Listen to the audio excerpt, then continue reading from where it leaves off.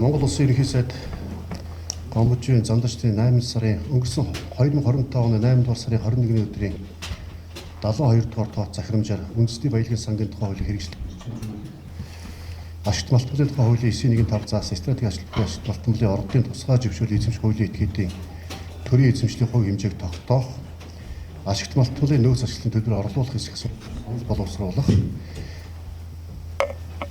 стратеги ашигт малтмын ордын тусгай зөвшөөрөл эзэмших хуулийн этгээдтэй хэлэлцээ их үүрэг ажлын хэсгийг байгуулсан байгаа.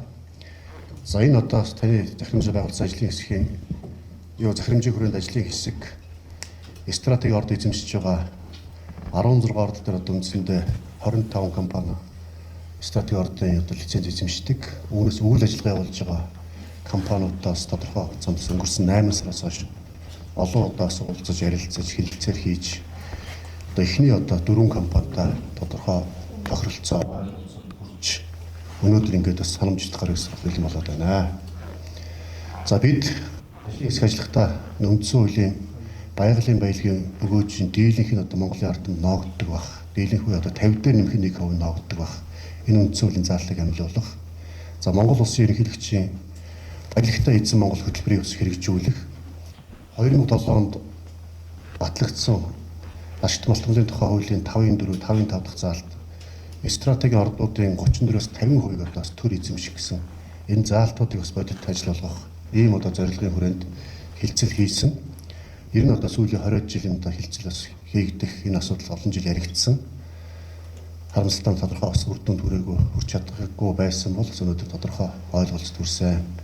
Энэ ойлголцолд хүрэхэд бас энэ сууж байгаа компани удирдлага зам бас өнөөдөр хараахан хөрөлцөн ирж байгаа хувийн хвшлийнхэнтэй бид харилцсан эрхтэйгч ойлголцох ямар нэг байдлаар хүч төрөхгүй энэ бас хүрээнд ажлыг зарчим баримталж ажиллаж байгаа бас юм үр дүнд хүрч байгаамаа. Тэгээд юуны өмнө Монгол Улсын үндсэн хуулийг хэрэгжүүл замун бас амжилуулах байгалийн баялагын сар түмэнд санаачлаг гаргаж нийгмийн хариуцлага хүлээж өөртөө бас ингэж ойлголцож байгалийн баялагын өгөөжийн дийлэнх ардтаас ногдуулах тал дээр тодорхой санаачлаг гаргаж ирсэн бас нэг компани удирдлагууд та бүхэндээ Монгол Улсын ерөнхий сайд болон бас ажлыг ажилласан нийт төлөвлөгчтэй хүмүүст тэгэхээр талархлыг бас илэрхийлье. За ингээд Монгол Улсын үндсэн хууль 2019 онд оруулсан нэмэлт өөрчлөлтөөр баталгаажуулсан байгалийн баялагын ашигт төрийн бодлого нь урт хугацааны хөгжлийн бодлогод тулгуурлаж одоо ба ирээдүйн иргэн бүр эрүүл аюулгүй орчин амьдрах эрхийг баталгаажуулах газрын хэмжээний баялагын өргөөжийг үндэсний баялагын сан төвлөрүүлж тэгш шудраг хүртээх чиглэнэ. Стратеги ашиглахын ашигт малтмын ордыг ашиглахдаа байгалийн баялагийг ард түмний мэдэлд байх зарчим нийцүүлэн түүний өргөөжийн дийлэнх ард түмэнд ногдож байх хэцүү үндсийг хуулиар тогтоосон байдаг. Үүний дагуу үндэсний баялагын сангийн тухай хуулийг баталж байгалийн баялагын өгөөжөөс өнөөдрөөс Монголын ард түмэн хоримтлын самдаа эрүүл мэнд боловсрол орон сууцндаа зарцуулах эрх боломж нээгдсэн байгаа. Харамсалтай нь бас харьцангуй бага мөнгө төвлөрч байгаа. Зааш үүсгэл ордод болон Монголын ард түмэнд өгөөж бүрдэх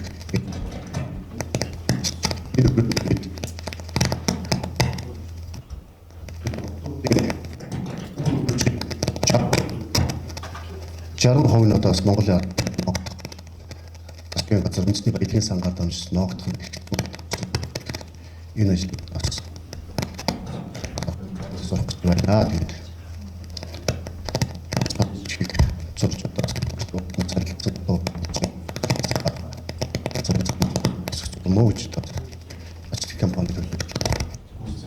гэж байна. За өсгцөөс компани төлөөлөл тууцын дарга бас таныг урьж байна. Дараад нь Монгол Улсын ерөнхий сайд бас зурж баталгаажуулна. За хангад exploration компани.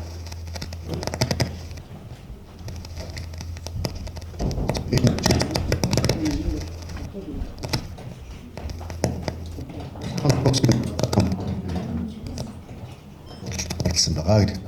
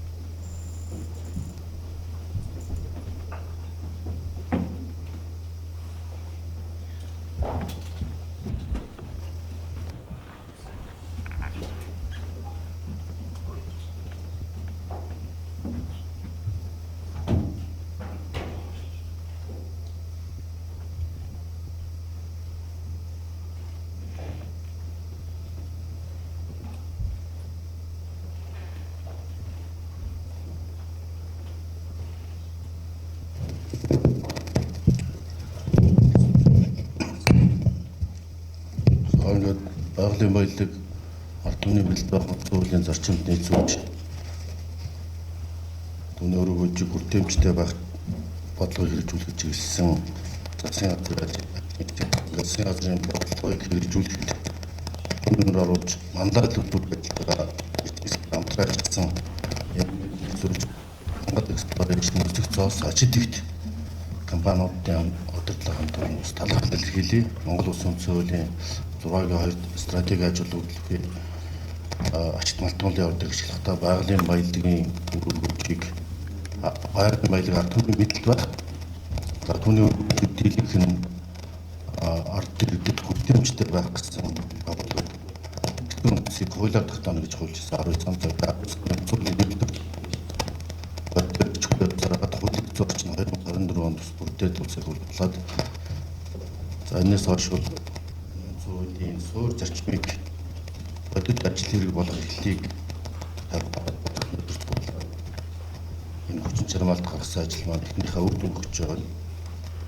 Энэ бодлолд бол бас байгалийн нөхцөл байдлаа улс орны иргэдийн хэрэгшигт нийцүүлж хүртээмжтэй бодит үр дүнтэй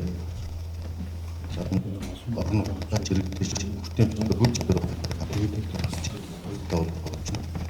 Амын олон тааван бол бас нийгмийн хариуцлагыг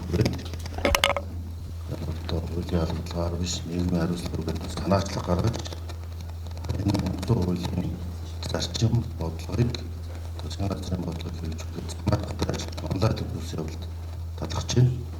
Манай ажлын хэсэг 2025 оны 8 дугаар сарын 11-ний өдөр Иргэн сайдын 72 дугаар захирамжаар байгуулагдсанаас хойш 5 сарын хугацаанд 10 удаагийн яриа хэлцээ хийж техникийн зөвлөгөөнүүдийг хийж асуудлуудыг олон талаас нь наривчлан хилцэж тооцооллуудыг хийж бас энэ үндэсний баялагын санг эрхлэлтэнд оруулж үржигтэй ажиллуулж байгаа тооцоолол за орд ашиглалт за олон улсын зах зээлийн нөхцөл байдал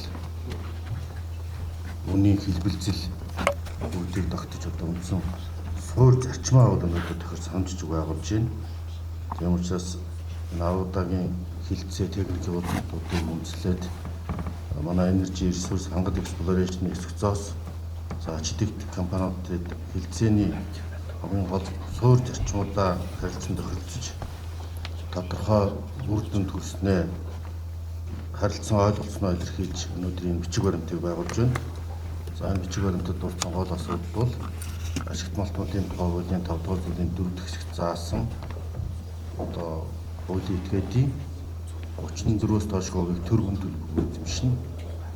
За үндсэн хуулийн 3 дугаар зүйлийн 2 заасны дагуу стратегийн ордгоц гүйжийн 51-ээс дээш хувийг буюу дэлгэх нь ард иргэдэд оногдож байх зарчмыг давуулан биелүүлж өгөөжийн 60%-ийг ард түмэнд ногдож байхаар 60%-аас доош өгөөжийн 60%-аас доош арах юм бол тохируулагч төлбөр буюу баялагын татвар төлж байхаар тохиролцоод байна. Тэгээд 60% гэдэг маань үнийн хэлбэлзээс шалтгаалаад дээш доош хэлбэлзэж болохыг бас цаашдаа наривчлсан яриа хэлцээрээр тооцох ёстой. Ингээд цаашаа төрийн эзэмшлийн хувийг тогтоох эсвэл энийг тусгай амнуудаар орлуулах за олон улсын зах зээлийн түүхийдийн үнэтэй уялдуулж тогтоох асуудлыг засгийн газрын хуралдаанаар хилцүүлж улсын их хурдмөдүүд шийдвэрлүүлнэ. Засгийн газрын зүгээс хилцээний үед хувийн хвшлийн компаниудынхаа санал бодлыг нээлттэй сонсож за үйл ажиллагаанд нь бас аливаа дарамт шахалт үзүүлэхгүй байх. За энэ үндэсний үйлдвэрлэгчид үндэсний хувийн хвшлээ одоо дарамтлахгүй байх. Тэгэхдээ төр хувийн хвшлийн түншлэлийг харилцан үржигтэй хөгжүүлэх зарчмыг өргөж ирснийг онцлон тэмдэглэх нь зүйтэй. Ингээд төрөөс хайгуул хийж нөөцөнд тогтоосон ордуудын өргөөжийг төр авч ард түмэнд хүртээх нь бас үндсэн хуулийн суурь зарчим. Ингээд энэ хэлцээний гол зорилго бол энэ үндсэн хуулийн зарчмыг л хэрэгжүүлэх явдал мэдээж эндээ санаачлагтай ажиллаж байгаа харилцан ойлголцол бас төр хувийн хүчлэл түншил хамгийн гол нийгмийн хариуцлагыг энд бас санаачилж хийж байгаа нь сайшаалтай хуулийн асуудал ярих юм бол энэ шүүхийн эцэстэг сүлгөө маргаан руу хөтлөх ийм сэдв.